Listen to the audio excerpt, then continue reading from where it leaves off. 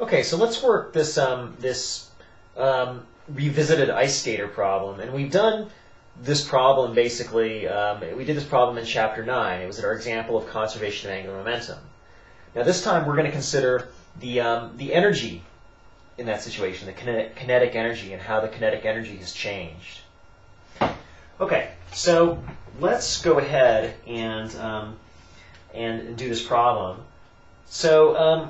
So remember, when the ice skater pulls her arms in, she speeds up due to our idea of conservation of angular momentum. And in a previous example, we did this problem. You start with conservation of angular momentum. Initial moment of inertia times initial angular velocity is equal to our final moment of inertia times final angular velocity.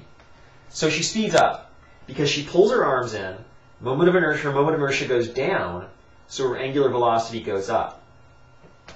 Now, in this particular problem, we are asked to calculate the ratio of her final kinetic energy to her initial kinetic energy. And kinetic energy, remember, rotational is moment of inertia, 1/2 moment of inertia, times angular velocity squared. So that's our final kinetic energy. Our initial kinetic energy is this.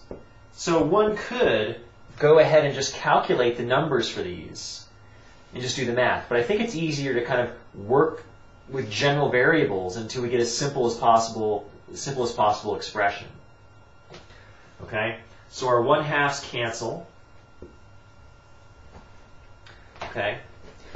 Now, we're given in the problem our initial moment of inertia and our final moment of inertia. Now, we're also given her initial angular velocity, but we don't necessarily really need that information here.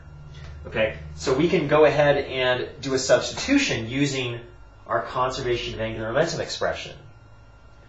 Okay, this expression tells us that the final angular velocity is initial moment of inertia divided by final moment of inertia. We'll erase this here for a little bit of space, or at least move it over a little bit. Okay, times initial angular velocity. So all I did there is divided both sides of this expression by final moment of inertia, and we get this. Okay, so we can plug that into here to simplify this equation. So this is final moment of inertia divided by initial moment of inertia. So that's this part of the expression here. Omega final squared. So we need to square this whole thing.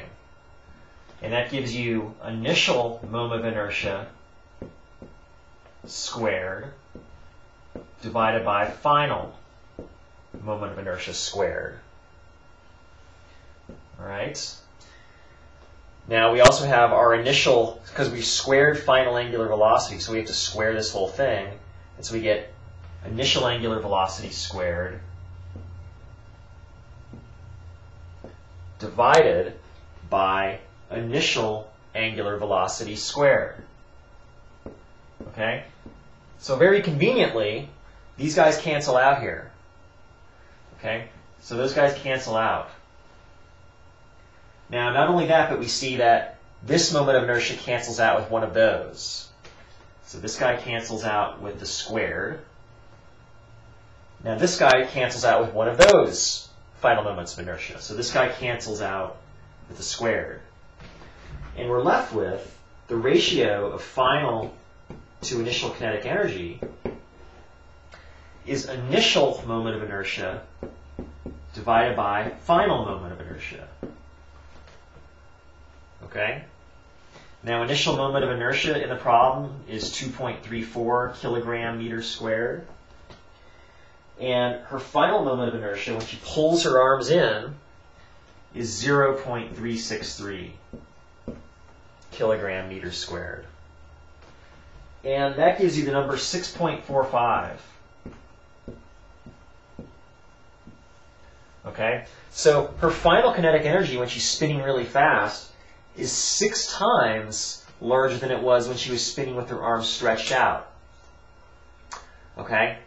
So, where did that energy come from? Where did all that extra energy come from? Because remember, she's not pushing on the ice or anything. So what she's doing, when she pulls her arms in, she's doing work on her arms.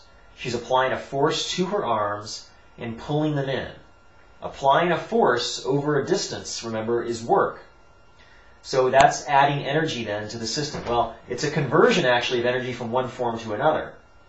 Because where is that energy coming from that does the work? It's coming from stored chemical potential energy in food, basically. So that energy then is being converted to kinetic energy.